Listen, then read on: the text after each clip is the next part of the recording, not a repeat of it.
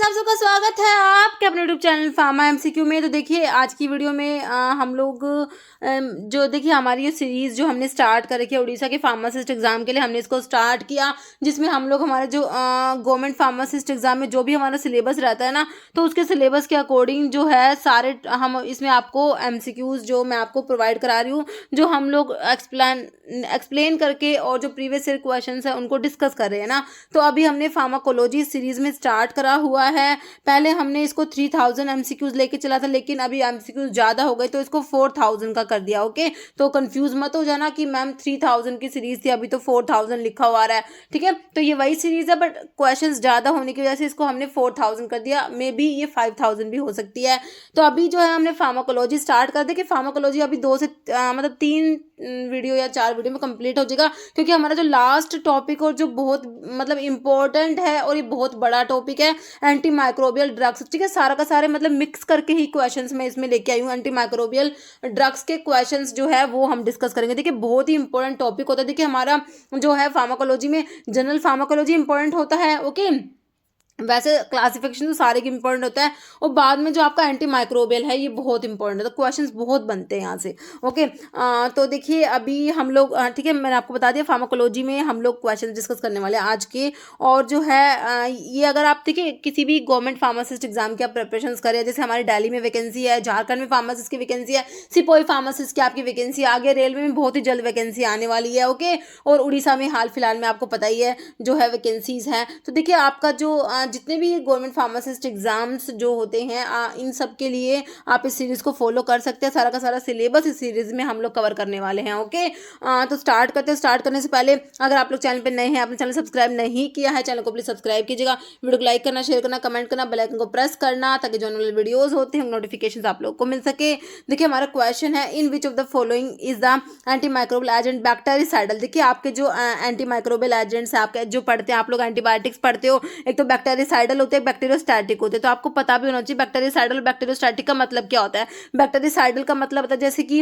आपके कोई भी सैंपल है उसमें जैसे ये आपका माइक्रो ऑर्गेनिजम्स प्रेजेंट है ना, तो आपने इसको एंटीबायोटिक दिया है ना, तो एंटीबायोटिक देने के बाद में इसमें एक भी माइक्रो ऑर्गेनिज्म प्रेजेंट नहीं है, मतलब कि एंटीबायोटिक ने क्या करा, माइक्रो ऑर्गेनिज्म को किल कर दिया। मतलब कि क्या है, साइडल बैक्टीरियोसाइडल एंटीबायोटिक है। एक आपने जो ये था अपना सैंपल, इसमें एंटीबायोटिक दिया। ओके, फिर आपने देखा तो उतने के उतने ही मतलब कि जो माइक्रो ऑर्गेनिज्म प्रेजेंट है, मतलब कि इनकी नंबर ज़्यादा नहीं हुआ, जितने इसमें थे उतने इसमें प्रेजेंट है। ठीक है, तो मतलब क्या हुआ कि इसने मतलब कि जो आपके माइक्रो ऑर्गेनिजम्स है वो बढ़े तो नहीं, ज़्यादा नहीं हुए, लेकिन वो किल भी नहीं हुए। तो ये आपका स्टैटिक जो ग्रोथ को इनिबिट करा देती है ना, जो माइक्रो ऑर्गेनिजम्स मल्टीप्लाई नहीं कर सकते उनकी ग्रोथ जो है वो इनिबिट हो जाती है, तो ये बैक्टीरियोस्टैटिक होता है। तो बैक्टीरियोसाइडल, बैक्टीरियोस्टैटिक का मतलब है बैक्टीरियोसाइडल एंटीबायोटिक्स जो होगी वो बैक्टीरिया को मतलब किल कर देते, मार देते, बिल्कुल ही किलिंग एक्शन होता है। और जो बैक्टीरियोस्टैटिक होती है ना वो क्या करते हैं, ग्रोथ को इनिबिट करा देती है। क्या करते हैं, ग्रोथ को इनिबिट करा देती है। तो आपको पता होना चाहिए कौन सी एंटीबायोटिक आपके बैक्टीरियोस्टैटिक है, बैक्टीरियोसाइडल कौन से। तो आपको पहले तो इनका मतलब पता होना चाहिए, क्योंकि इनके मतलब के ऊपर भी हमारे एग्जाम में क्वेश्चन बना हुआ है। ठीक है, तो आपके जितने भी क्वेश्चंस डिफरेंट एग्जाम्स में वो सारे के सारे क्वेश्चंस मैंने आपको इस सीरीज में ना बहुत सारे क्वेश्चंस मैं आपको प्रोवाइड कराने वाली हूँ। तो इसके भी बहुत से क्वेश्चन, जैसे एम्स पटना में इसके ऊपर क्वेश्चन बने हुए हैं।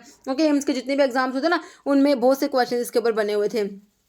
तो बैक्टीरियोस्टैटिक और साइडल का मतलब तो मेरे हिसाब से आपको समझ में आ गया है ना। तो कह रहे कौन बैक्टीरियोसाइडल बताना है। देखिए इरिथ्रोमाइसिन, इरिथ्रोमाइसिन देखिए आपका मैक्रोलाइड एंटीबायोटिक्स में आता है। किस में आता है, मैक्रोलाइड्स में आता है। तो मैक्रोलाइड्स आपकी स्टैटिक होती है ना, ये क्या होता है, स्टैटिक होती है। एक्शन में ध्यान रखना, मैक्रोलाइड्स आर बैक्टीरियोस्टैटिक। तो आपने तो बैक्टीरियोसाइडल बताना है, this option is not right, तो कट गया। सिफालोस्पोरिन, सिफालोस्पोरिन आपकी आती है, पेनिसिलिन्स है, सिफालोस्पोरिन है, ये आपकी क्या होती है, बैक्टीरियोसाइडल होती है। ध्यान रखना, पेनिसिलिन हो गया, सिफालोस्पोरिन हो गया, एमिनोग्लाइकोसाइड एंटीबायोटिक हो गया, ये हमारी बैक्टीरियोसाइडल होती है। साइडल एक्शन इनका ध्यान रखना है। इथेम्ब्यूटोल जो है देखिए आपकी ये first line anti tubercular drugs में आती है। तो देखिए फर्स्ट लाइन में सारी की सारी बैक्टीरिया जो साइडल एक्शन होता है उनका, एक्सेप्ट इथेम्ब्यूटोल, इसका स्टैटिक एक्शन होता है। ओके, फिर आपका है क्लोरामफेनिकोल, टेट्रासाइक्लिन टेट्रासाइक्लिन, क्लोरामफेनिकोल, देखिए these are broad spectrum antibiotic but these are bacteriostatic in action, ठीक है। तो ब्रॉड स्पेक्ट्रम होती है आपकी जो टेट्रासाइक्लिन, क्लोरामफेनिकोल है, क्या होता है, ब्रॉड स्पेक्ट्रम एंटीबायोटिक में आती है। ये बैक्टीरियोस्टैटिक होती है, क्या होती है, बैक्टीरियोस्टैटिक होती है। तो अभी मेरे हिसाब से आपको ये क्वेश्चन क्लियर हो गया। तो पूछा है कि बैक्टीरियोसाइडल बताना है, तो कौन सा होएगा अपना आंसर, क्लोरामफेनिको सॉरी सिफालोस्पोरिन, है ना। क्लोरामफेनिकोल तो स्टैटिक हो जाएगा। तो ऑप्शन 2 आपको मेरे हिसाब से तो क्लियर हो गया। Next question, identify the correct pair of antibiotic with respective source. अब देखिए एंटीबायोटिक कहाँ से ऑब्टेन होती है, कौन सी एंटीबायोटिक जो है बैक्टीरिया से ऑब्टेन होती है, कौन सी फंजाई से ऑब्टेन होती है। तो आपको ना ये पता होना चाहिए कौन सी एक्टिनोमाइसिटीज से ऑब्टेन हो रही है। एमिनोग्लाइकोसाइड का लिखा हुआ आपको एक्टिनोमाइसिटीज लिखा हुआ। पेनिसिलिन, देखिए पेनिसिलिन बैक्टीरिया से थोड़ा ना ऑब्टेन होती है, पेनिसिलिन तो फंजाई से ऑब्टेन होती है ना पेनिसिलिन, है ना। पोलीमिक्सिन जो है इसका बैक्टीरिया फंजाई लिखा हुआ है, पोलीमिक्सिन जो फंजाई से ऑब्टेन नहीं होती, तो ये भी गलत है। मैक्रोलाइड्स का बैक्टीरिया लिखा हुआ है, तो ये भी गलत लिखा हुआ है। तो आपका एमिनोग्लाइकोसाइड्स का एक्टिनोमाइसिटीज जो है बिल्कुल सही लिखा हुआ है। तो आपको पता होना चाहिए कौन कौन सी एंटीबायोटिक कौन कौन से सोर्स से ऑब्टेन हो रही है ना। तो अभी जो है आपका इसका जो है ऑप्शन तो आपको क्लियर हो गया, ऑप्शन ए। तो देखिए अभी जो है मैंने लिखा भी हुआ है कौन कौन सी एंटीबायोटिक कौन कौन से सोर्स से ऑब्टेन होती है। देखिए पेनिसिलिन का इसमें फंजाई जो है बैक्टीरिया लिखा होता, बट पेनिसिलिन जो होती है फंजाई से ऑब्टेन होती है। कि कौन कौन सी एंटीबायोटिक है जो फंजाई से ऑब्टेन हो रही है, तो उसमें आपकी ग्रेसियोफल्विन आता है ना, जो आपका एंटी फंगल ड्रग्स में पढ़ोगे आप लोग। पेनिसिलिन आता है और सिफालोस्पोरिन, पेनिसिलिन, सिफालोस्पोरिन, ग्रेसियोफल्विन, ये फंजाई से ऑब्टेन होती है, ओके। फिर कौन कौन सी एंटीबायोटिक है जो बैक्टीरिया से ऑब्टेन हो रही है, बी से बैक्टीरिया, बी से बेसिट्रासिन याद रख सकते हैं हम लोग, है ना। बाकी एस्ट्रियोनाम, कोलेस्टिन, टायरोथ्रीसिन, पॉलीमिक्सिन बी, ये सारी बैक्टीरिया से ऑब्टेन होती है। कौन कौन सी एंटीबायोटिक एक्टिनोमाइसिटीज से ऑब्टेन होंगी, इसमें कौन कौन सी आएंगी आपकी, एमिनोग्लाइकोसाइड्स जो आपको ऑप्शन में दिया हुआ था ना, टेट्रासाइक्लिन है, क्लोरामफेनिकोल है, मैक्रोलाइड्स है, पॉलीन्स है, सारी की सारी आपकी एक्टिनोमाइसिटीज से ऑब्टेन होती है। तो अभी मेरे हिसाब से आपको ध्यान रखा एंटीबायोटिक कौन सी फंजाई से ऑब्टेन हो रही है, कौन सी बैक्टीरिया से ऑब्टेन हो रही है, कौन सी एक्टिनोमाइसिटीज से ऑब्टेन हो रही है, ओके। इसके ऊपर क्वेश्चन बनते हैं। Next, antibiotic that inhibit cell wall synthesis include except. अब आप देखिए जैसे कि हमारा बैक्टीरिया है मान लीजिए ये, ठीक है, तो ये इसकी सेल मेम्ब्रेन है, इसके बाहर ये सेल वॉल होती है ना, अंदर न्यूक्लियस होता है, यहाँ पर राइबोसोम भी प्रेजेंट होता है, न्यूक्लियस के अंदर आपका डीएनए आरएनए प्रेजेंट होता है, राइबोसोम में आपकी क्या होती है, प्रोटीन सिंथेसिस होती है ना। ये 30S और 50S राइबोसोम होते हैं, प्रोटीन सिंथेसिस होती है यहाँ पर। देखिए अभी कुछ एंटीबायोटिक्स होंगी वो क्या करेंगी, सेल वॉल पे एक्ट करेंगी, सेल वॉल के सिंथेसिस को इनहिबिट करा देगी। कुछ एंटीबायोटिक होगी सेल मेम्ब्रेन पे एक्ट करेंगी, है ना, जैसे कि मेम्ब्रेन में पोर क्रिएट करा देते हैं। जो आपके एंटी फंगल ड्रग्स पढ़ोगे ना आप, उसमें आपके ऐसी एंटी जो ड्रग्स आती है जो आपके सेल मेम्ब्रेन पे एक्ट करती है, मेम्ब्रेन में पोर्स क्रिएट करा देती है ना। कुछ एंटीबायोटिक होती है जो क्या करती है, प्रोटीन सिंथेसिस को इनहिबिट करा देती है ना। राइबोसोम में प्रोटीन सिंथेसिस होती है ना, प्रोटीन सिंथेसिस को इनहिबिट करा देती है। कुछ एंटीबायोटिक्स होती है जो यहाँ पर न्यूक्लियस पे काम करेगी, जो क्या करती है, डीएनए नहीं बनने देती, डीएनए आरएनए के सिंथेसिस को इनहिबिट करा देती है ना। कुछ डायरेक्टली करा देगी, कुछ अलग तरीके से, जैसे कि कुछ आप सल्फोनामाइड्स पढ़ोगे कि वो फोलिक एसिड के सिंथेसिस को इनहिबिट करा देती है ना, तो उससे फिर आगे डीएनए ही नहीं बनेगा, है ना। तो इस टाइप से आपके डिफरेंट डिफरेंट एंटीबायोटिक्स के अलग अलग काम होते हैं। तो आपसे पूछा है कि antibiotic that inhibit cell wall synthesis, cell wall जो है, सेल वॉल की सिंथेसिस को कौन सी एंटीबायोटिक इनहिबिट करेगी, ये आपने बताना है। सिफरॉक्सिम जो आपकी सिफालोस्पोरिन में आ जाएगी। Erythromycin, erythromycin is macrolide antibiotic है ना, इरिथ्रोमाइसिन मैक्रोलाइड्स में आती है। तो मैक्रोलाइड सेल वॉल पे एक्ट करती है, बिल्कुल नहीं करती। प्रोटीन जो ये प्रोटीन सिंथेसिस वाला मैंने आपको बताया था ना, यहाँ पर ये मैक्रोलाइड्स क्या करते हैं, प्रोटीन सिंथेसिस को इनहिबिट कराती है, ठीक है। तो आपका जो है एक्सेप्ट में तो ऑप्शन बी ही राइट हो गया। बाकी आपका वैनकोमाइसिन जो है सेल वॉल की सिंथेसिस को इनहिबिट करेगी। देखिए बेंजाइल पेनिसिलिन भी एक पेनिसिलिन है जो सेल वॉल पे एक्ट करेगी। देखिए सेल वॉल के सिंथेसिस को इनहिबिट करती है कौन कौन सी, पेनिसिलिन हो गया, है ना, सिफालोस्पोरिन हो गया, वैनकोमाइसिन हो गया, बेसिट्रासिन हो गया, साइक्लोसीरीन हो गया, है ना। तो ये आपके सेल वॉल के सिंथेसिस को इनहिबिट कराती है। तो आपने याद रखना है, आपसे एक्सेप्ट पूछा हुआ था तो आपका इरिथ्रोमाइसिन एक्सेप्ट में आ गया। क्वेश्चन मेरे हिसाब से आपको अभी क्लियर है ना। तो आपका ऑप्शन बी हो गया। अभी देखिए प्रोटीन सिंथेसिस को कौन कौन सी एंटीबायोटिक इनहिबिट कराती है, अगर आपसे नाम पूछ ले तो आप क्या बताएंगे। एक तो टेट्रासाइक्लिन आएगा, क्लोरामफेनिकोल, दोनों ब्रॉड स्पेक्ट्रम एंटीबायोटिक में आती है और दोनों ही बैक्टीरियोस्टैटिक होती है, दोनों ही क्या करते हैं, प्रोटीन सिंथेसिस को इनहिबिट कराती है। टेट्रासाइक्लिन 30S राइबोसोम से बाइंड होती है, क्लोरामफेनिकोल 50S से बाइंड होती है, भी याद रख लेना, ओके। मैक्रोलाइड्स जो है आपके जो एंटीबायोटिक्स होती है ये क्या करते हैं, प्रोटीन सिंथेसिस को इनहिबिट कराएंगे। लिंकोसमाइड्स, लिनेजोलिड, एमिनोग्लाइकोसाइड्स, ये सारे आपके प्रोटीन सिंथेसिस को इनहिबिट कराते हैं। सारे नाम याद रखने, आपसे अलग से पूछ सकते हैं एमिनोग्लाइकोसाइड का क्या काम है, मैक्रोलाइड्स का क्या काम है, इरिथ्रोमाइसिन क्या कैसे करती है, सेल वॉल पे करेगी या फिर प्रोटीन सिंथेसिस को इनहिबिट करेगी। तो आपको सारे नाम याद है तो क्वेश्चन आपके लिए बहुत ही ईजी हो जाएंगे।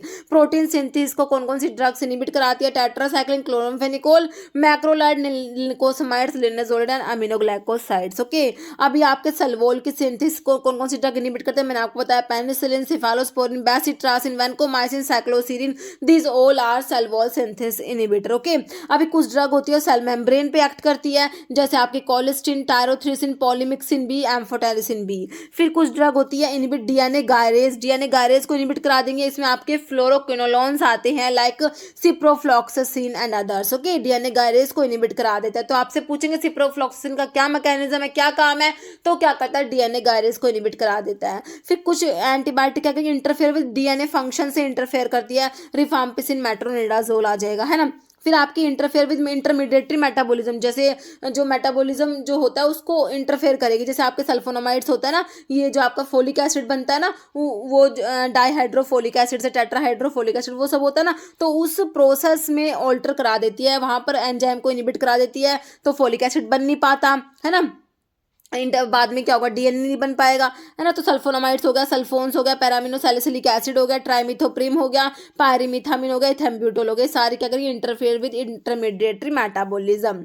फिर आपके इंटरफेयर डीएनए की सिंथेसिस ही नहीं होने देंगी। एसिक्लोवीर हो गया, जो आपके ये एंटीवायरल ड्रग में पढ़ते हो आप, जिडोव्यूडिन हो गया, है ना। तो ये सारी आपका जो है आपको ध्यान रखना है, कौन सी ड्रग कहाँ पे काम करे, कौन सी सेल वॉल पे एक्ट करेगी, कौन सी सेल मेम्ब्रेन पे, कौन सी प्रोटीन सिंथेसिस को इनहिबिट करेगी, कौन सी डीएनए नहीं बनने देगी। ओके, तो अभी क्वेश्चन हमारा नेक्स्ट देख लेते हैं। Antimicrobial action of penicillin is due to its effect on, तो मैं अभी आपको बताया कौन कौन सी ड्रग होती है, सेल वॉल पे एक्ट करेंगी, कौन सी जो सेल मेम्ब्रेन पे, कौन सी सेल वॉल पे, कौन सी न्यूक्लियस पे, मतलब डीएनए नहीं बनने देगी, कौन सी हमारा जो राइबोसोम जो होता है वहाँ पे प्रोटीन सिंथेसिस नहीं होने देती है ना। तो सेल वॉल का मैंने आपको कौन कौन सी ड्रग बताई, सेल वॉल पे एक्ट करती है, पेनिसिलिन बताई, सिफालोस्पोरिन बताई, वैनकोमाइसिन बताई, बेसिट्रासिन बताई, साइक्लोसीरिन बताई। अभी आपसे पेनिसिलिन का पूछा, तो पेनिसिलिन क्या करते हैं, सेल वॉल की सिंथेसिस को इनहिबिट कराते हैं। बिल्कुल सिंपल क्वेश्चन हो गया आप लोगों के लिए। आपको ऑप्शंस में देखे सेल वॉल सिंथेसिस मिला, प्रोटीन सिंथेसिस मिला, डीएनए सिंथेसिस, सेल मेम्ब्रेन, तो हमारा आंसर क्या हो जाएगा, सेल वॉल की सिंथेसिस को इनहिबिट करा देती है हमारी पेनिसिलिन, जो बीटा लैक्टम एंटीबायोटिक में आती है पेनिसिलिन,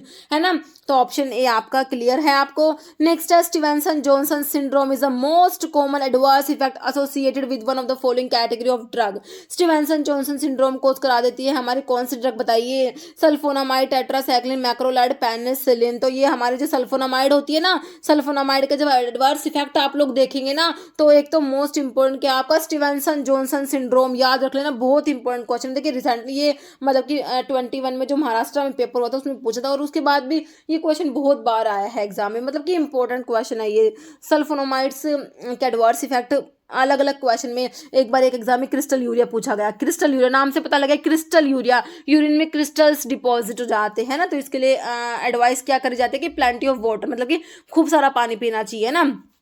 जो है क्रिस्टल यूरिया करा देते हैं। क्या कर्निक टेरस करा देते हैं, कर्निक टेरस कैसे होता है, देखिए सल्फोनामाइड क्या कहते हैं, बिलीरुबिन जो होता है ना उसको डिस्प्लेस करा देती है। ओके, तो उसकी वजह से क्या होता है, कर्निक टेरस हो जाता है नियोनेट्स में। तो कर्निक टेरस कराती है कि हिमोलिसिस करा देती है, जिसमें G6PD की डेफिशिएंसी वाले पेशेंट्स में क्या करा देती है, हिमोलिटिक एनीमिया करा देती है। ओके, हिमोलिसिस करा देती है सल्फोनामाइड्स। एक आपका स्टीवेंसन जॉनसन सिंड्रोम हो गया, और जैसे कि ये आपके एलर्जिक रिएक्शंस तो कराई देती है, मोस्ट ऑफ द एंटीबायोटिक्स कराती है। ओके, तो आपको ये एडवर्स इफेक्ट जो है क्रिस्टल यूरिया वाला ESIC के एग्जाम में पूछा गया था, कर्निक टेरस वाला भी पूछा हुआ है, हिमोलिसिस वाला भी पूछा हुआ है, अलग अलग एग्जाम में अलग अलग पूछे हुए हैं आप लोगों से क्वेश्चंस। तो स्टीवेंसन जॉनसन सिंड्रोम आपको मेरे हिसाब से अभी याद होगा, सल्फोनामाइड्स का मोस्ट इंपोर्टेंट एडवर्स इफेक्ट देखने को मिलता है, स्टीवेंसन जॉनसन सिंड्रोम होता है। तो आपका आंसर ऑप्शन ए क्लियर है आपको, सल्फोनामाइड्स। ओके, बाकी इसमें लिखे भी हुआ स्टीवेंसन जॉनसन सिंड्रोम करा देती है सल्फोनामाइड्स, क्रिस्टल यूरिया करा देती है, एक्सफोलिएटेड डर्मेटाइटिस करा देती है, कर्निक टेरस करा देते हैं, हिमोलिसिस करा देती है। मैंने आपको बता दिया इन सबके बारे में।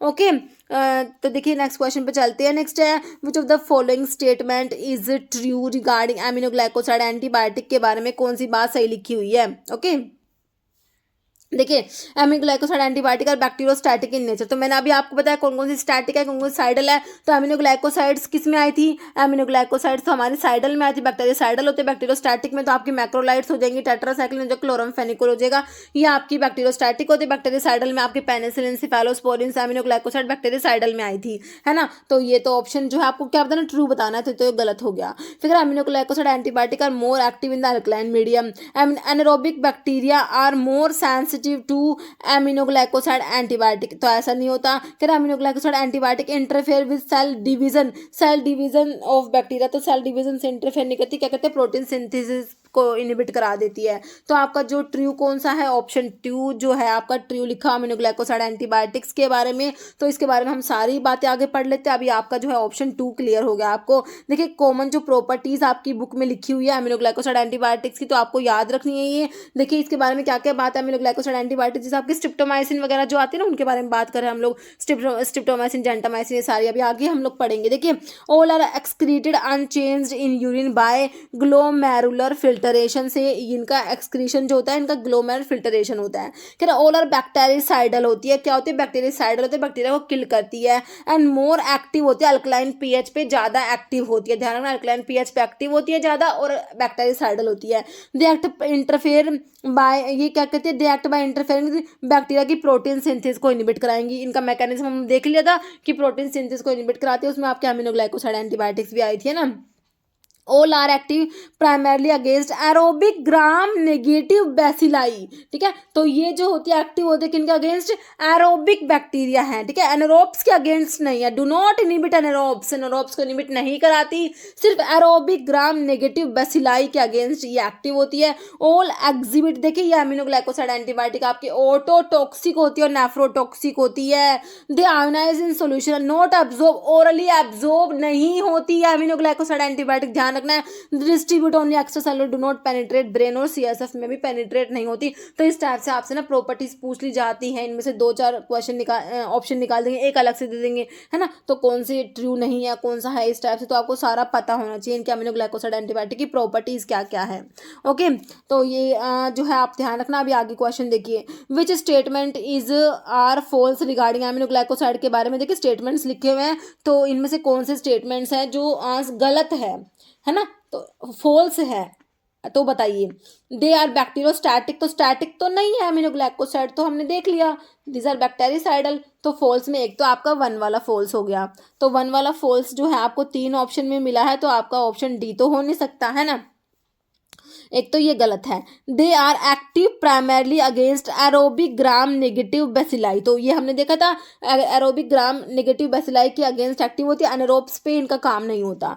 दे do not cross placenta, they are inhibitor of, सही है, प्रोटीन सिंथेसिस को क्या कह रहे हैं कि ये इनहिबिट कराती है ना। तो आपका जो है फॉल्स जो हो जाएगा ये फर्स्ट के साथ में। देखिए कह रहे ये प्रोटीन सिंथेसिस को इनहिबिट कराते हैं, बिल्कुल सही है। तो ये डू नॉट क्रॉस प्लेसेंटा वाला जो है ये मेरे हिसाब से इसके साथ में हो जाएगा। ओके, तो आपका जो देखिए आंसर ऑप्शन बी हो जाएगा, फर्स्ट एंड थ्री आपका आंसर हो जाएगा। ओके, एक तो कौन सा है, बैक्टीरियोस्टैटिक नहीं होती, है ना, और एक क्या है ये, do not cross placenta. Okay, तो आपका ऑप्शन जो है बी राइट हो गया। तो एमिनोग्लाइकोसाइड की प्रॉपर्टी हमने सारी देख ही ली थी। नेक्स्ट है aminoglycoside which is too toxic for systemic use and hence topical use करते हैं on the skin and eye. कौन कौन सी टॉपिकल एमिनोग्लाइकोसाइड, सिंपल आपसे पूछे कौन कौन से टॉपिकल एमिनोग्लाइकोसाइड में दो आती है, कौन कौन सी आती है।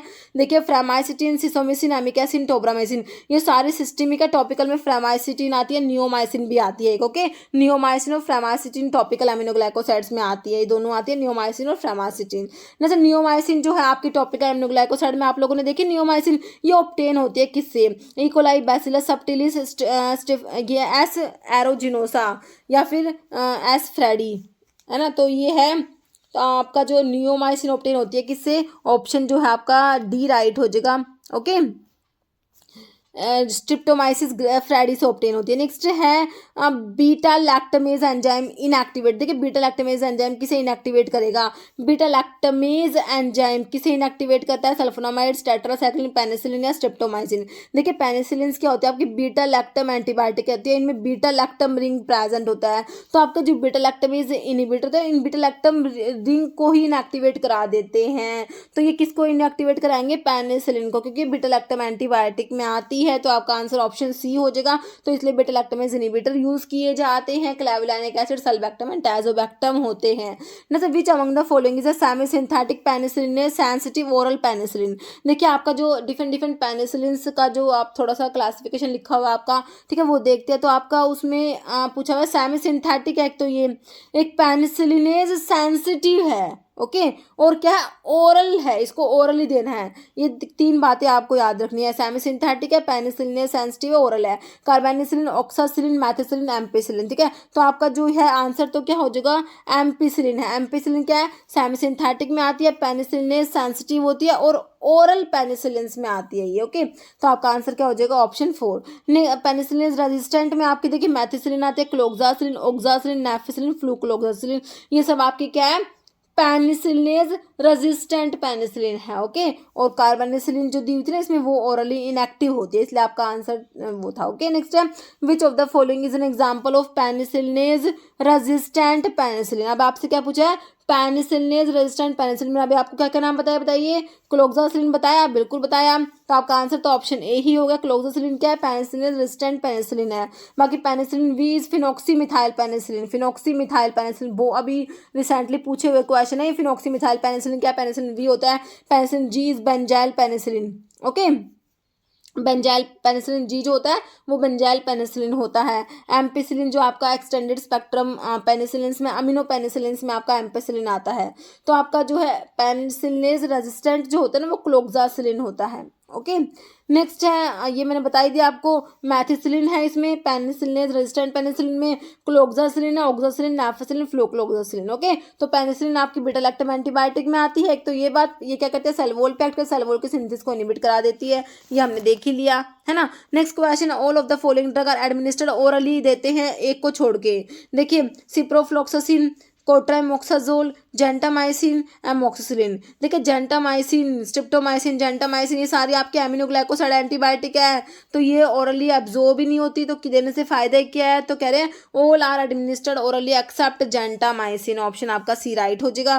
जैसे फिनॉक्सीमिथाइल पेनिसिलिन इज कोल्ड, तो मैंने अभी आपको बताया पेनिसिलिन जी तो बेंजाइल पेनिसिलिन होता है, पेनिसिलिन वी आपका फिनॉक्सीमिथाइल पेनिसिलिन होता है, ऑप्शन बी राइट हो जाएगा। अमोक्सिसिलिन आपका एक्सटेंडेड स्पेक्ट्रम पेनिसिलिन आती है, उसमें आपका जो अमीनो पेनिसिलिन होता है ना, अमीनो पेनिसिलिन में आपका एम्पिसिलिन, बिकैम्पिसिलिन, अमोक्सिसिलिन आता है, ओके। और जो कार्बेनिसिलिन है, कार्बेनिसिलिन किस में आता है आपका, कार्बोक्सी पेनिसिलिन जो होती है एक्सटेंडेड स्पेक्ट्रम पेनिसिलिन में, कार्बोक्सी पेनिसिलिन में आपका आता है, कार्बोक्सी पेनिसिलिन में कार्बेनिसिलिन आता है और एक टिकारसिलिन आता है, टिकारसिलिन भी आता है, ओके। तो आपसे सिंपल फिनॉक्सीमिथाइल वाला पूछा और पेनिसिलिन वी हो गया आपका। नेक्स्ट है, which of the following is not a semi synthetic, semi synthetic penicillin नहीं है। देखिए पेनिसिलिन जी, एम्पिसिलिन तो आपकी एक्सटेंडेड स्पेक्ट्रम में आती है, penicillin V, phenoxymethyl penicillin, amoxicillin ये सारे सेमी सिंथेटिक है। किसको छोड़ के, पेनिसिलिन जी, बेंजाइल पेनिसिलिन ये नेचुरल होती है, ओके। नेक्स्ट है example of extended spectrum penicillin. देखिए एक्सटेंडेड स्पेक्ट्रम पेनिसिलिन जो होती है ना आपकी, इसमें एक तो अमीनो पेनिसिलिन आती है, एक आपकी कार्बोक्सी पेनिसिलिन आती है, एक आपकी यूरिडो पेनिसिलिन आती है। अमोक्सी जो अमीनो पेनिसिलिन है उसमें एम्पिसिलिन, बिकैम्पिसिलिन और अमोक्सिसिलिन आती है, एम्पिसिलिन, बिकैम्पिसिलिन और अमोक्सिसिलिन। कार्बोक्सी पेनिसिलिन में कार्बेनिसिलिन, टिकारसिलिन। यूरिडो पेनिसिलिन में आपकी कौन सी आती है, पिपरासिलिन और मिजलोसिलिन आती है, ओके। तो देखिए आपसे पूछा है कौन से एक्सटेंडेड में है, तो पेनिसिलिन जी तो बेंजाइल पेनिसिलिन है। मैथिसिलिन आपकी जो है पेनिसिलिनेज रेजिस्टेंट पेनिसिलिन में मैथिसिलिन और क्लोक्सासिलिन आई थी, बची क्या, एम्पिसिलिन, जो आपका आंसर हो जाएगा ऑप्शन डी हो जाएगा, राइट है ना। नेक्स्ट है amoxicillin is semi synthetic derivative of, तो अमोक्सिसिलिन जो है सेमी सिंथेटिक डेरिवेटिव किसका है, पेनिसिलिन का है, मॉर्फिन का है, फिनासिटिन का, नन। कितना सिंपल क्वेश्चन है। तो पेनिसिलिन का ही तो सेमी सिंथेटिक डेरिवेटिव आपका अमोक्सिसिलिन होता है अमीनो पेनिसिलिन में। अभी आपको बताया एक्सटेंडेड स्पेक्ट्रम पेनिसिलिन में, अमीनो पेनिसिलिन में एम्पिसिलिन, बिकैम्पिसिलिन, अमोक्सिसिलिन होता है, ओके। नेक्स्ट क्वेश्चन है, which statement are true about cotrimoxazole. Cotrimoxazole के बारे में पढ़िए, चलो। क्वेश्चन को फिट कर लेते हैं एक बारी, ठीक है। देखिए आपका जो है कोट्राइमोक्साजोल क्या होता है। कोट्राइमोक्साजोल जो होता है इसमें आपका सल्फामिथोक्साजोल होता है, सल्फामिथोक्साजोल प्लस ट्राइमिथोप्रिम का कॉम्बिनेशन होता है। दोनों बैक्टीरियोस्टैटिक होते हैं but the combination is बैक्टेरिसाइडल, okay. और इनका जो कॉम्बिनेशन जो रेशो होता है 5:1 होता है। 5:1 के रेशो में जो भी आपने टैबलेट ये दी है तो उसमें जो सल्फामिथोक्साजोल का 5 रेशो होगा और ट्राइमिथोप्रिम का 1 रेशो होगा, और ब्लड में जाने के बाद इनका रेशो 20:1 हो जाता है। सल्फामिथोक्साजोल का 20 हो जाता है, ट्राइमिथोप्रिम का 1 हो जाता है। तो ये 5 आप सल्फोनामाइड के एस को 5 से रिलेट करके याद रख सकते हैं, इसमें कुछ बड़ी बात है नहीं, ओके। और इनको दोनों को ही कंबाइन इसलिए कहते हैं क्योंकि दोनों का टी हाफ सेम होता है, अप्रोक्सीमेटली 10 आवर्स होता है। और जो ये सल्फामिथोक्साजोल जो कंबाइन करता है ट्राइमिथोप्रिम के साथ में, ये भी पूछते हैं कौन सी वाली होती है, ये लॉन्ग एक्टिंग, इंटरमीडिएट एक्टिंग या शॉर्ट एक्टिंग क्या है, तो ये इंटरमीडिएट एक्टिंग सल्फोनामाइड होते हैं, इसी को कंबाइन किया जाता है ट्राइमिथोप्रिम के साथ में, ओके। और उसके बाद में कोट्राइमोक्साजोल जो होता है इसको प्रेगनेंसी में नहीं देते, ये भी बात याद रखना। अब इसके जो है ऑप्शंस देखिए आप लोग, तो मैंने आपको इतनी बातें बता दी, अब आप क्वेश्चन अपने हिसाब से निकाल लेना ऑप्शंस देखिए। अभी आप ऑप्शंस देखिए, अब देखते हैं ऑप्शन। देखिए it is a fixed dose combination, पहले देखिए क्या बताना अपने को, ट्रू बताना है, ठीक है। ट्रू बताना, ध्यान से देख लीजिए, ट्रू बताना कौन सा ट्रू है। कह रहे fixed dose combination of trimethoprim and sulfamethoxazole, तो बिल्कुल सही बात है, दोनों का फिक्स्ड डोज कॉम्बिनेशन होता है, बिल्कुल सही है। Sulfamethoxazole and trimethoprim are present in a dose ratio of 5:1, बिल्कुल सही है। सल्फामिथोक्साजोल का 5 रेशियो है, ट्राइमिथोप्रिम का 1 है, बिल्कुल सही है। Half life are different for trimethoprim and sulfamethoxazole, कहाँ से डिफरेंट है, सेम होती है तभी तो कंबाइन करा है, अप्रोक्सीमेटली 10 आवर होती है, तो गलत बता दिए इन्होंने, तो ये गलत दे रखा है। इट इज सेफ ड्यूरिंग, ना प्रेगनेंसी में सेफ नहीं होती, तो कौन सी ट्रू है, 1 and 2, ओके। जो आपको ऑप्शन ए में दिया है ना, तो आपका 1 and 2 वाला तो ऑप्शन ए ही मेरे हिसाब से राइट हो जाएगा। बाकी चेक कर लीजिए, आंसर बिल्कुल सही है, ऑप्शन ए ही दिया हुआ है। तो मेरे हिसाब से आपको कोट्राइमोक्साजोल के बारे में सारी बातें क्लियर हो चुकी है। बाकी नेक्स्ट क्वेश्चन से और क्लियर कर लीजिए। नेक्स्ट क्वेश्चन भी इसी टाइप का क्वेश्चन है, देखिए cotrimoxazole is a combination of trimethoprim with sulfamethoxazole, सही है, दोनों का कॉम्बिनेशन होता है, सिनर्जिस्टिक एक्शन होता है इनका, जो आप लोग पढ़ते हैं जनरल फार्माकोलॉजी में, सिनर्जिस्टिक में आपका आता है ना ये ट्राइमिथोप्रिन प्लस सल्फामिथोक्साजोल, ओके। कह रहे विच of the following statement correct बताना आपने।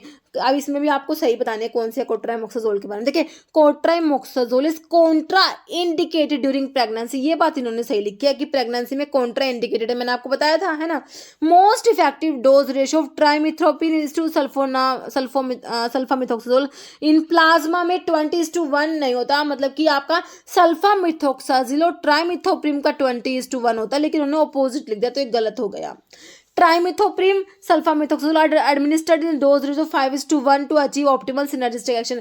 देखिए 5:1 में देते हैं, लेकिन सल्फामिथोक्साजोल का 5 होता है ना, तो इन्होंने ये भी गलत लिख दिया, है ना। पहले सल्फामिथोक्साजोल आता है तो ठीक होता। फिर कह रहे हैं ये नेक्स्ट ऑप्शन पढ़िए, cotrimoxazole is ineffective in treating respiratory tract infection में, इनइफेक्टिव नहीं होता, दे सकते हैं इसको, ओके। तो आपका करेक्ट तो मेरे हिसाब से ऑप्शन 1 आपका करेक्ट हो चुका था, है ना। ऑप्शन जो है ए ही आपका राइट हो गया, क्लियर है। नेक्स्ट क्वेश्चन है which one second generation cephalosporin की जनरेशन पे क्वेश्चन आया है ना। सिफालोस्पोरिन की जो डिफरेंट जनरेशन होती है तो वो इंपॉर्टेंट होती है, उस पर क्वेश्चन बनते हैं। सेकंड जनरेशन बताइए, सिफोरॉक्सिम एक्सिटिल, सिफपोडॉक्सिम, प्रोक्सिटिल, सिफोटाक्सिम, सिफपिल, सिफपिरोम तो 4th जनरेशन में आती है ना। तो आपकी जो है सेकंड जनरेशन में सिफोरॉक्सिम एक्सिटिल आ गया, सिफरॉक्सिम एक्सिटिल, ऑप्शन आपका ए राइट हो गया, ओके। देखिए फर्स्ट जनरेशन जो सिफालोस्पोरिन में सारे सिफा वाली आएंगी, सिफा, सिफालिक्सिन, सिफालोथिन, सिफाजोलिन, सिफाड्रोक्सिल, इसको भी सिफा करके याद रख लीजिए, सिफाराडिन, तो इससे आपको ये याद करने में इजी रहेगा। सारे सिफा वाले, है ना, एक सिफा वाला अभी आगे दिखाऊंगी वो नहीं आता, बाकी सारे सिफा वाले फर्स्ट जनरेशन में आते हैं। फिर आपके सेकंड जनरेशन में एक सिफा वाला आएगा, सिफाक्लोर, तो याद रखना सिफाक्लोर है ना, इसको छोड़ के बाकी सारे सिफा वाले फर्स्ट जनरेशन आप लोग याद कर लेना। उसके बाद 4th जनरेशन याद कर लेना, फिर आपके ऑप्शंस के अकॉर्डिंग आंसर निकल के आ जाएगा, ओके। तो ये सिफरॉक्सिम, सिफैक्लोर, सिफॉक्सिटिन, सिफरॉक्सिम एक्सिटिल, ये सेकंड जनरेशन। थर्ड जनरेशन में आपकी सिफोटाक्सिम आता है, सिफपोडॉक्सिम, प्रोक्सिटिल, सिफोपीराजोन, सिफिक्सिम, सिफ्ट्राइक्सोन। 4th जनरेशन में 2 ही पढ़ते हो, सिफपिम, सिफपिरोम, ओके। नेक्स्ट है सिफाक्लोर। सिफाक्लोर मैंने अभी आपको क्या बताया था, सारे सिफा वाले फर्स्ट जनरेशन में आते हैं एक्सेप्ट सिफाक्लोर, है ना, सिफाक्लोर को छोड़ के सारे सिफा वाले फर्स्ट जनरेशन में आते हैं। तो उससे आपका ऑप्शन निकल के आ ही गया आंसर। कह रहे cefaclor belong to which generation of cephalosporin, तो मैंने बता ही दिया आपको, सेकंड जनरेशन में आ जाएगी, है ना, ऑप्शन बी आपका क्लियर हो गया आपको। नेक्स्ट क्वेश्चन है फोर्थ जनरेशन सिफालोस्पोरिन। देखिए अभी आपने याद करी हुई है, फर्स्ट में सिफा वाले और फोर्थ में दो सिफपिरोम। अब देख लीजिए, सिफाक्लोर दिया है, सिफोक्सिटिन दिया, सिफरोक्सिम होगा, हमें तो सिफपिम और सिफपिरोम हमने तो याद कर रखा है, दो फोर्थ जनरेशन वाली ड्रग है, तो निकल के आ गया ना ऑप्शन के अकॉर्डिंग आंसर ऑप्शन डी हो गया। नेक्स्ट है फोर्थ जनरेशन। अब देखिए ये एम्स में क्वेश्चन पूछा रिसेंटली, कह रहे हैं देखिए डैश और fourth generation cephalosporins used mainly in serious infections including septicaemia, respiratory tract infection and infections acquired from hospital. देखिए इतना बड़ा क्वेश्चन देख के ही बंदा डर जाए, और इन्होंने सिंपल पूछ क्या रखा है, फोर्थ जनरेशन सिफालोस्पोरिन कौन से, बात में तो बता ही रखा है कि ये इस यूज किस में हो रही है ना, सिंपल पूछा तो क्या फोर्थ जनरेशन सिफालोस्पोरिन कौन सी है। ओके तो थोड़े से तो ना हम इतने बड़े क्वेश्चन देख के डर जाते हैं। क्वेश्चन है क्या, तो फोर्थ जनरेशन में हमने तो याद करी हुई है, दो याद कर रखी है, सिफपिन सिफपिरोम, तो बता दीजिए सिफाजोलिन दिया आपको, सिफपिम दिया है और सिफ्टाजिडिन, सिफोटाक्सिम, तो सिफपिम और सिफपिरोम याद कर रखा है ना आपने, ऑप्शन 2 आपका याद हो गया, राइट हो गया, क्लियर हो गया। Next which of the following antibiotic is known for its broad spectrum activity. Broad spectrum antibiotic में कौन कौन से बता रखी है आपको, देखिए broad spectrum activity against a wide range of bacteria and is commonly use in the treatment of various bacterial infections. Broad spectrum है तो बता दीजिए कौन से, टेट्रासाइक्लिन एंड क्लोरमफेनिकोल बताया आपको, इरिथ्रोमाइसिन दिया है, टेट्रासाइक्लिन, ग्रीसियोफल्विन, नियोमाइसिन, तो आपका टेट्रासाइक्लिन दे रखा है ना ऑप्शन में, ऑप्शन 2 आपका राइट हो जाएगा। नेक्स्ट है which drug classification include medications that are used to treat bacterial infections by inhibiting synthesis of bacterial cell wall की सिंथेसिस को इनहिबिट कराती है, जो मैंने आपको बताई थी कौन कौन सी, penicillin, cephalosporin, vancomycin, bacitracin, cycloserine. अभी ऑप्शंस तो कितने इजी है, एंटीकोएगुलेंट्स, एंटीवायरल, एंटीपायरेटिक कहाँ से होंगे हमारे, तो ये एंटीबायोटिक्स होती है ना, तो आपको तो बिल्कुल जनरली पूछा हुआ है ना, तो एंटीबायोटिक्स होती है, ऑप्शन 4 हो गया आपका। नेक्स्ट है स्ट्रिप्टोमाइसिन किसको इनहिबिट कराती है, पहले तो ये क्या करती है, ये जो हमारी स्ट्रिप्टोमाइसिन होती है अमीनोग्लाइकोसाइड एंटीबायोटिक्स में आती है, तो ये प्रोटीन सिंथेसिस को इनहिबिट कराती है, अमीनोग्लाइकोसाइड एंटीबायोटिक्स है ना, क्या करती है प्रोटीन सिंथेसिस को इनहिबिट कराती है, तो डीएनए गायरेज को इनहिबिट कराना हटा दीजिए, इनहिबिट डीएनए डिपेंडेंट आरएनए भी हटा दीजिए, प्रोटीन सिंथेसिस को इनहिबिट कराती है, तो 30S से कंबाइन होती है, 50S से, तो आपका जो है 30S राइबोसोम से कंबाइन होती है, ऑप्शन बी आपका राइट हो जाएगा। Okay next which bacterial enzyme is inhibited by fluoroquinolones, कौन से एंजाइम को इनहिबिट कराते हैं, हमने देखा था फ्लोरोक्विनोलॉन्स जो होते हैं डीएनए गायरेज इनहिबिटर्स होते हैं, है ना, तो डीएनए गायरेज को ये इनहिबिट कराएंगे, तो आपका आंसर ऑप्शन जो है ए हो जाएगा, डीएनए गायरेज को इनहिबिट कराते हैं। नेक्स्ट है which of the following is true about chloramphenicol के बारे में कौन सी बात सही है, ब्रॉड स्पेक्ट्रम एंटीबायोटिक में आपकी टेट्रासाइक्लिन क्लोरमफेनिकोल आती है और ये बैक्टीरियोस्टैटिक होती है, प्रोटीन सिंथेसिस को इनहिबिट कराती है, टेट्रासाइक्लिन 30S से कंबाइन होती है, क्लोरमफेनिकोल 50S से कंबाइन होता है।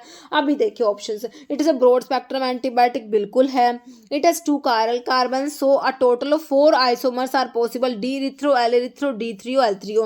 Among these 4 isomers, D3O isomer is most active. It inhibits protein synthesis by binding with 50S ribosome subunit, तो भी ये सही है, 50S से बाइंड होते हैं, मैंने अभी आपको बताया ये भी सही है। देखिए दो बातें सही है तो ये वाला भी ऑब्वियसली ठीक ही होगा ना, तो आपका देखिए ऑल आंसर हो जाएगा ऑप्शन डी। तो देखिए ये जो क्लोरमफेनिकोल है ना, इसके दो क्या है इसमें क्या 2 chiral कार्बन होते हैं, इसलिए इसके कहते हैं 4 आइसोमर्स होते हैं, कौन कौन से, D-erythro, L-erythro, D3O, L3O, तो इनमें से 4 में से D3O मोस्ट एक्टिव होता है, तो ये ना क्लोरमफेनिकोल का D3O मोस्ट एक्टिव होता है। ये मेरे हिसाब से आपके एग्जाम में ESIC में आई थिंक रिसेंटली जो पेपर हुआ था ना, उसमें मेरे हिसाब से इसके ऊपर क्वेश्चन बना था, जैसे कि मुझे याद आ रहा है। ओके तो ये इंपॉर्टेंट है।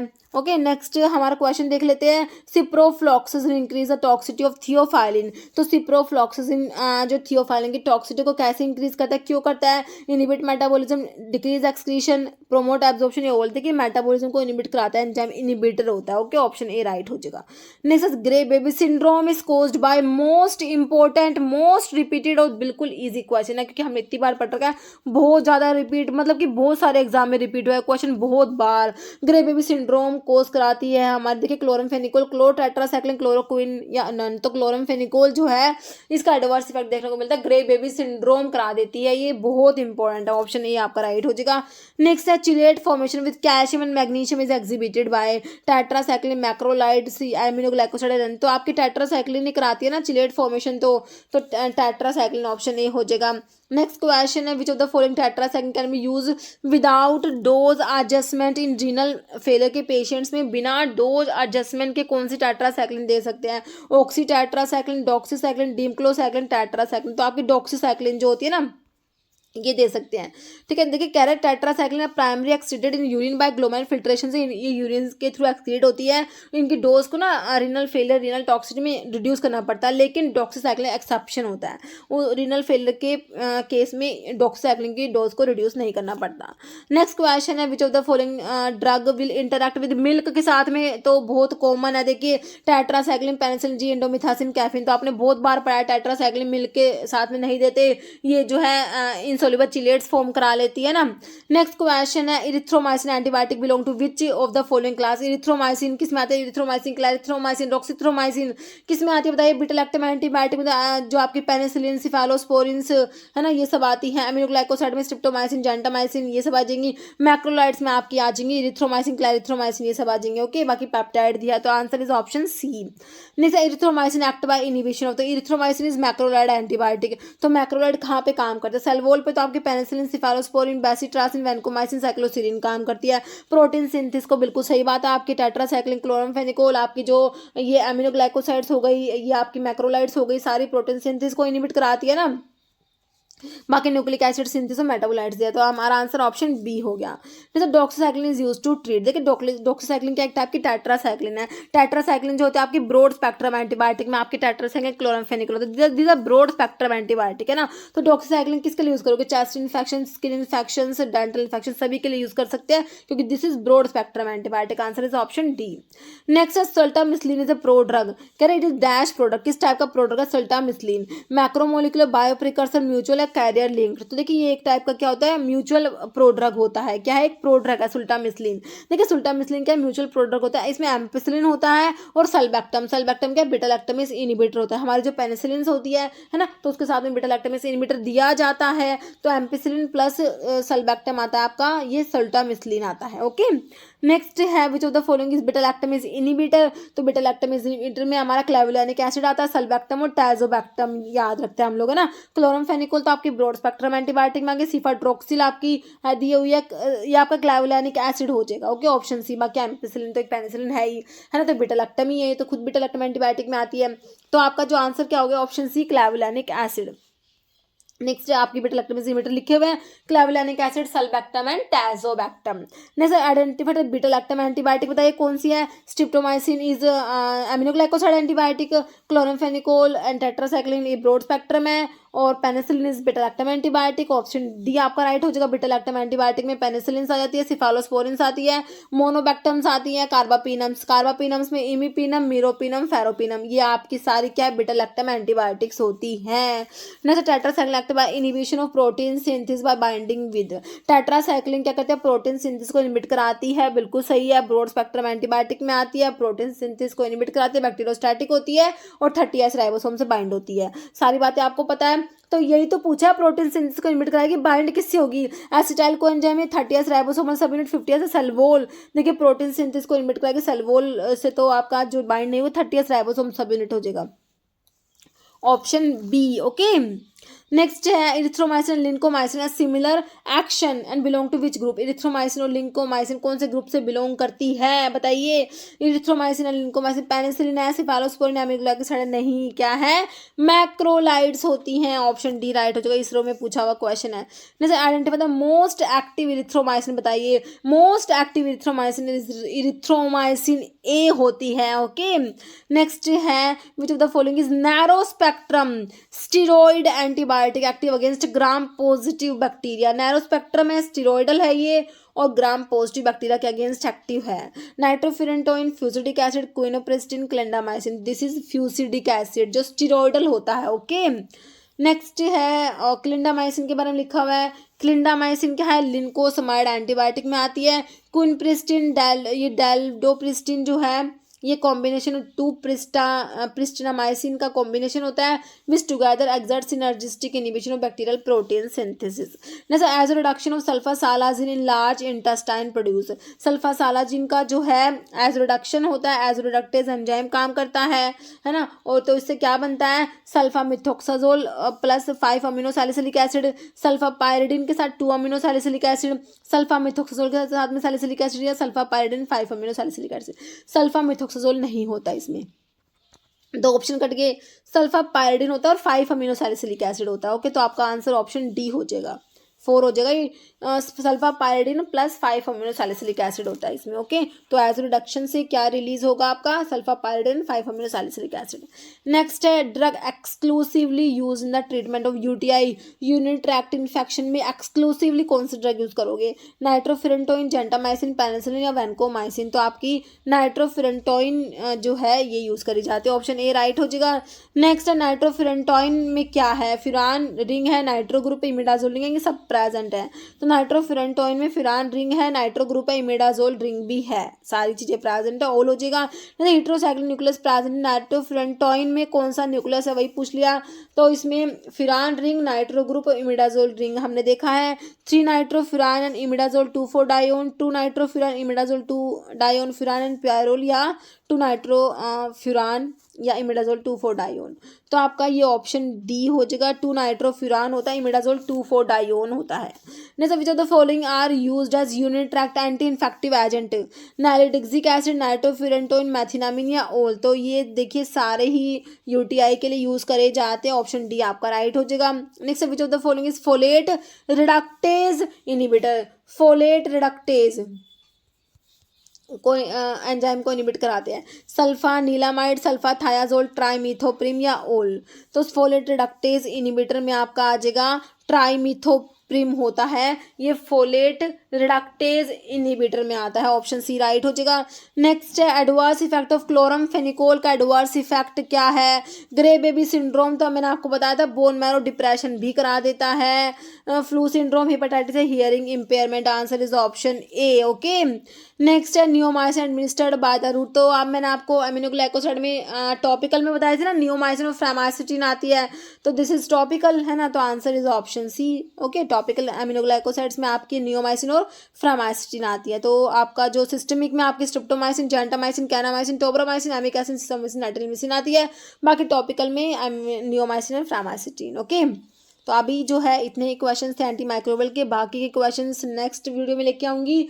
तो अभी जो है हम एंटी माइक्रोबियल के ही क्वेश्चंस डिस्कस करेंगे, 3 से 4 वीडियोस के बनेंगे। ओके, तो आपका अभी एक क्वेश्चन जिसका आंसर हमेशा की तरह आप लोग देने वाले हैं, विच of the following drug will interact with milk, tetracycline, penicillin G, indomethacin या कैफीन। ठीक है, इसका आंसर जो है आप लोगों ने कमेंट बॉक्स में देना है। और देखिए आप लोगों ने जैसे मुझे चैनल पे सपोर्ट करा, अभी जो मेरी वेबसाइट है ना, तो आप वहाँ पर मुझे सपोर्ट कीजिए। वेबसाइट का लिंक मैंने कम्युनिटी में डाल रखा है ना, अभी थोड़ी देर पहले ही उसमें डाला था लिंक। ओके, तो वहाँ पर भी आप लोग विजिट कीजिए, वहाँ पर क्विज है और कुछ PDF भी है, वहाँ पर आप लोग उनको देख सकते हैं। ओके, तो देखिए अभी जो है इस वीडियो में इतना ही। अगर आपको वीडियो अच्छी लगे तो लाइक करना, शेयर करना, चैनल पर नए हैं तो मेरे आप लोगों से रिक्वेस्ट है कि चैनल को प्लीज सब्सक्राइब जरूर करना। Okay, thank you.